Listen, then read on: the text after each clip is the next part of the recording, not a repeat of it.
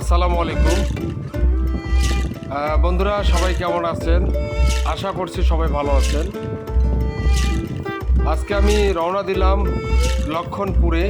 লক্ষণপুর হচ্ছে একটি গ্রামের নাম, আর এই গ্রামে অনেক বড় একটি দোলা রয়েছে। আর এই দোলায় এক কৃষকের মৃত্যুবরণ হয়, যেটা আশ্চর্যজনক। পানির পিপাসায় এক কৃষকের মৃত্যুবরণ হয়। আর এই দোলার নাম হচ্ছে ভাতার মারি পাথারের দোলা। বন্ধুরা, আমি আজকে এই ভাতার মারি পাথারের দোলা আপনাদের ঘুরে ঘুরে দেখাবো। এই যে দেখেন, এই মুহূর্তে আমি অবস্থান করছি একটি ওই যে বাংলা ভাষায় বলে দোলাতে, অতএব ক্ষেতের মাঝে আমি অবস্থান করছি। আর এই দোলার নাম হচ্ছে বাংলা ভাষায় বলে ভাতার মারি পাথারের দোলা। আর এই দোলার নামকরণটা হওয়ার একটাই উদ্দেশ্য, আর সেই উদ্দেশ্য হচ্ছে এক কৃষক একদিন এই দোলার মধ্যে হাল চাষ করে। হাল চাষ করার কারণে তার প্রচুর পরিমাণে পানির পিপাসা পায়।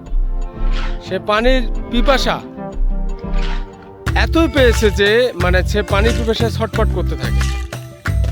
আর এদিকে তার বউ নাস্তা নিয়ে যায়। হঠাৎ করে এই কৃষক তার বউকে দেখতে পায় যে নাস্তা নিয়ে আসতেছে। তার বউকে লক্ষ্য করে কৃষক দৌড় মারে যে একটু আমি আগায় যাই, হয়তো আগায় গেলে একটু সুবিধা হবে, পানিটা তাড়াতাড়ি পেয়ে যাব। এই ধরনের চিন্তা ভাবনা ছিল কৃষক। আর কৃষকের বউয়ের চিন্তা ভাবনা ছিল যে হয়তো আমার নাস্তা নিয়ে আসা হয়তো দেরি হয়ে গেছে, এই কারণে হয়তো আমাকে মারধর করতে পারে। এই চিন্তা ভাবনা তার বউয়ের মধ্যে মাথায় ঢুকার কারণে তার বউ একদিকে দৌড় মারে, আবার কৃষক পানির পিপাসায় তার বউয়ের কাছে দৌড় মারে। এমন অবস্থায় তার বউ ওই যে এই যে আইল আছে না, আইলের উঁচু নিচু ফাঁদে পা পড়ে পানির জগ অতএব পানির পাত্র সেটা পড়ে যায়, আর সমস্ত পানি ক্ষেতের মধ্যে পড়ে যায়। আর ওই কৃষক এসে দেখে তার সমস্ত পানি পড়ে গেছে। এই অবস্থায় কৃষক পানির পিপাসায় মারা যায়। এই কারণেই এই দোলার নামকরণ করা হয়েছে ভাতার মারি পাথারের দোলা। কারণ এই দোলাটা দেখেন, আপনারা লক্ষ্য করে দেখেন, এই যে দেখেন, এর কিন্তু আমি শুরু দেখতে পাচ্ছি, শেষ দেখতে পাচ্ছি না। দেখেন দর্শক, এই দোলাটার আমি শুরু দেখতে পাচ্ছি, শেষ দেখতে পাচ্ছি না। এটা যে কোথায় গিয়ে শেষ হয়েছে এখন পর্যন্ত আমি ক্লিয়ারলি বুঝতে পারতেছি না। দেখেন, আপনাদের শেষ নেই। এক কথায়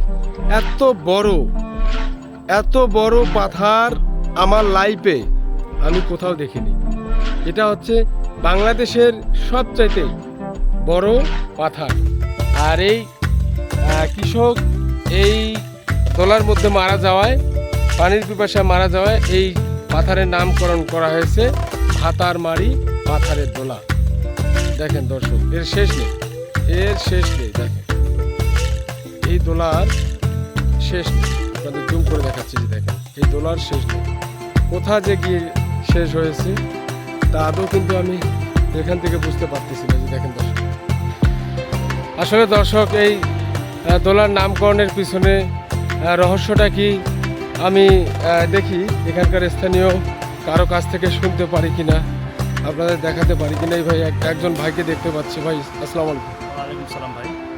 ভাই, আসলে এই যে দোলা, এই যে একটা দোলা, অনেক বড় দোলা, আসলে এই দোলার তো আমি শেষ দেখতে পাচ্ছি না। আর এই দোলার নাম নাকি ভাতার মারি পাথারের দোলা, এটা কি সত্য? জি জি, সত্য বলছেন। আচ্ছা, আসলে এই ভাতার মারি পাথারের দোলার নামকরণ করার উদ্দেশ্যটা কি? আসলে আমরা তো ছোট, আমাদের বাপ দাদার আমল থেকে আচ্ছা এই নামটা প্রচলন ছিল। আচ্ছা কারণ এই আমাদের যে অত্র যে ধান ক্ষেতটা রয়েছে, দোলাবাড়িটা রয়েছে, আচ্ছা উত্তরবঙ্গের সবচেয়ে বড়, এটা সবাই বলে আর কি। আচ্ছা আমার জানা মতো এটা বড়। এক প্রান্ত থেকে আরেক প্রান্ত যেতে যদি হেঁটে যান 1.5 থেকে 2 ঘন্টা লেগে যাবে।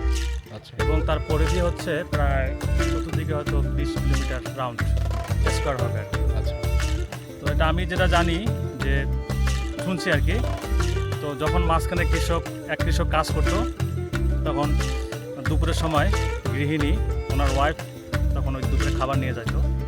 তো ওনার হাতে একটা ওই দিন কিন্তু লেট হয়েছিল আর কি, মানে খাবার যেহেতু দুপুরে খাবার কিন্তু কৃষকের 1টার সময় 12টা 1টার সময় খেয়ে থাকে ওনারা। তো ওই দিন 2টা বেজে গেছে আর কি। হ্যাঁ, পরে যখন উনি যায় তখন যিনি কাজ করতেছে মাঠে পুরো মাঝখানে একবারে আচ্ছা অনেক দূর। হ্যাঁ, তখন উনি কিন্তু খুবই তৃষ্ণার্ত ক্ষুধার্ত।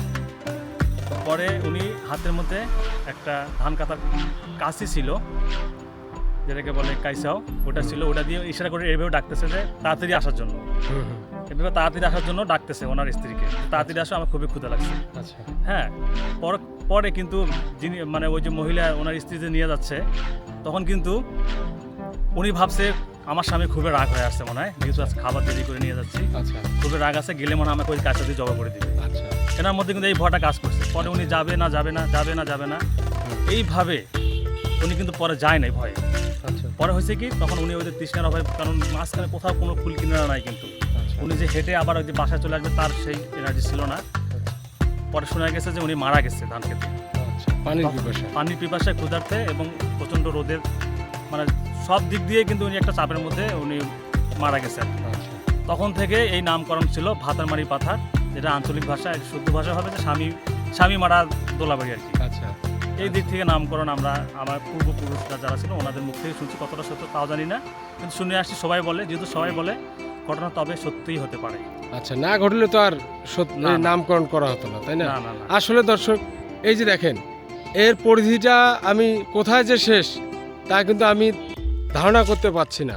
দেখেন দর্শক, এর শুরুটা আমি শুধু এই যে দেখেন শুরুটা আমি দেখতে পাচ্ছি রোডের, এই যে দেখেন এইদিকে রোড, এই যে দেখেন এই যে সামনে রোড, এই যে দেখেন আপনাদের দেখাচ্ছি, এই যে জুম করে আপনাদের দেখাচ্ছি, এই যে দেখেন সামনে রোড। এই রোড দিয়ে আমি নামার উদ্দেশ্য একটাই, এই দোলাতে নাকি এক কৃষক মারা যায় পানির পিপাসায়। আর এই যে দেখেন আমি শুরু করতে পারলাম, কিন্তু শেষ যে কোথায়, এই যে দেখেন শেষ যে কোথায় আমি সেটা পাচ্ছি না খুঁজে। আর আমার মাথার মধ্যে চিন্তা ভাবনা করছিল এটা মিথ্যা নিউজ না সত্য, সেটা কিন্তু আমি এখানকার স্থানীয় এক ভাইয়ের কাছে জিজ্ঞাসা করে জানতে পারলাম আসলে এটা সত্য ঘটনা, এখানে মিথ্যার কোনো হাত নেই। আসলে এর পরিধি শেষ দেখতেছিলাম আমি, এই যে দেখেন দর্শক, যার কারণে এই দোলার নামকরণ করা হয়েছে ভাতারমারি পাথারের দোলা।